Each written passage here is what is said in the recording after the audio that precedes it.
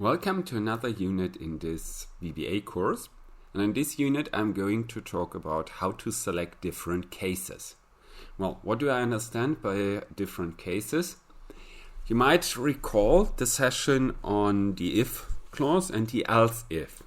So basically we can have one condition. If this condition is fulfilled, he does one thing. Then I give another condition. If this condition is fulfilled, he does this one, and so forth and so forth. And well, I can do something similar, but with a more straightforward situation.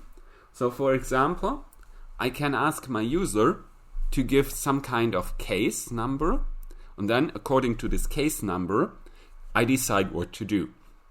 Well, if I want to know this case number, I could either read this from the Excel sheet, or for example, and this is an additional input here, I can use so-called input boxes.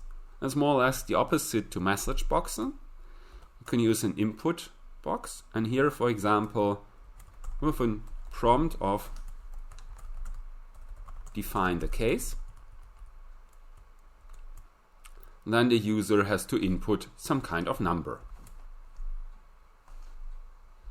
Well, if I want to know what this number actually is, I'm going to assign this here to my output. So here the user inserts specific number, and I'm putting this into output. That this works, well, let's directly return this via message box. So let's take a look how this works. So here he asks me define the number. I give him, for example, a 2, and he returns the 2. So works perfectly fine. So the output now contains my case. Then I'm telling him select the case, and then I need to put the case number, so according to this variable. Then I'm just going case 1, case 2, case 3, so forth, how many cases I want to have. When I've finished with all of this, I end this with and select. So here, then I can define what should he do in case 1, in case 2, in case 3. So let's get this message box here. And what we're doing is here we're outputting something. So for example, here we output this is case 1. Oops, yeah, I forgot something. This one. In the next one, here we're going to put this is case 2, this is case 3.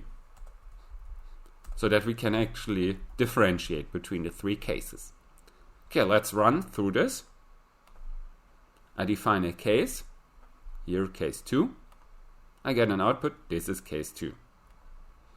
So if you look closely, this is more or less the same as the if and else if situation, but it's a bit easier, it's a bit straightforward, a bit more intuitive.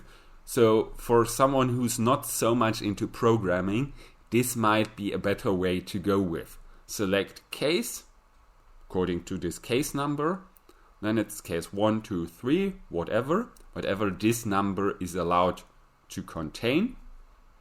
And then he reacts to this specific case.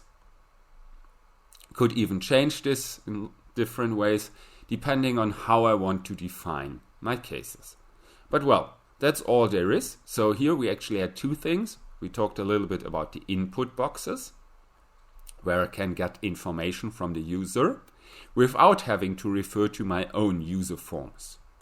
And how I can use this in a case or in a select environment with selecting different cases. Yeah, and as this is all there is, I hope you enjoyed it. And if you want to see more, feel free to visit the rest of this course or have a look at the corresponding playlist.